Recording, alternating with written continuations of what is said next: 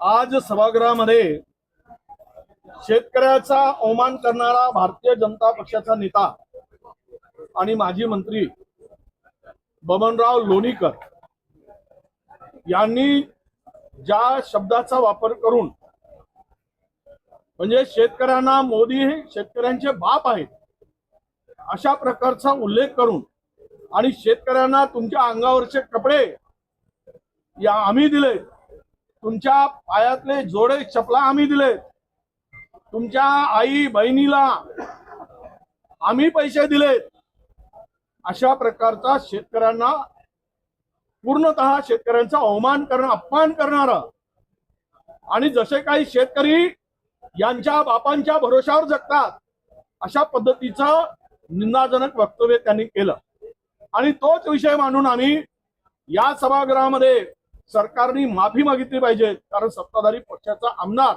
आणि माजी मंत्री ते आहे। त्यामुळं आम्ही ही मागणी केल्यानंतर आम्हाला तिकडे बोलू दिलं नाही। सरकारच्या एकूण या भूमिकेची सरकारची भूमिका या शेतकऱ्या संदर्भात काय आहे हे स्पष्ट करण्याची आमची मागणी होती।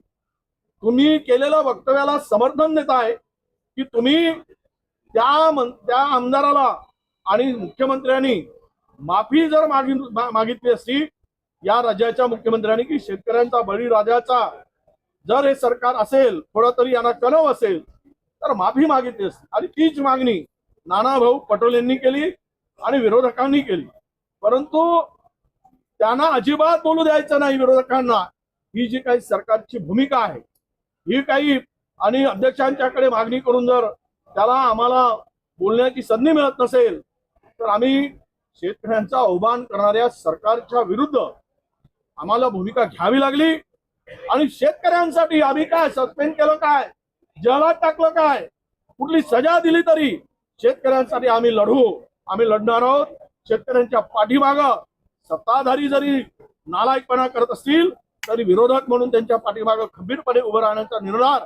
त्यांचा अवमान महाराष्ट्र कधी सहन करणार नाही। महाराष्ट्रातील जनता त्या बळीराजाचा अन्नदात्याचा अपमान सहन करणार नाही आणि म्हणून आम्ही ज्यावेळेस मागणी केली आणि नाना पटोलेंनी ज्यावेळेस ही मागणी केल्यानंतर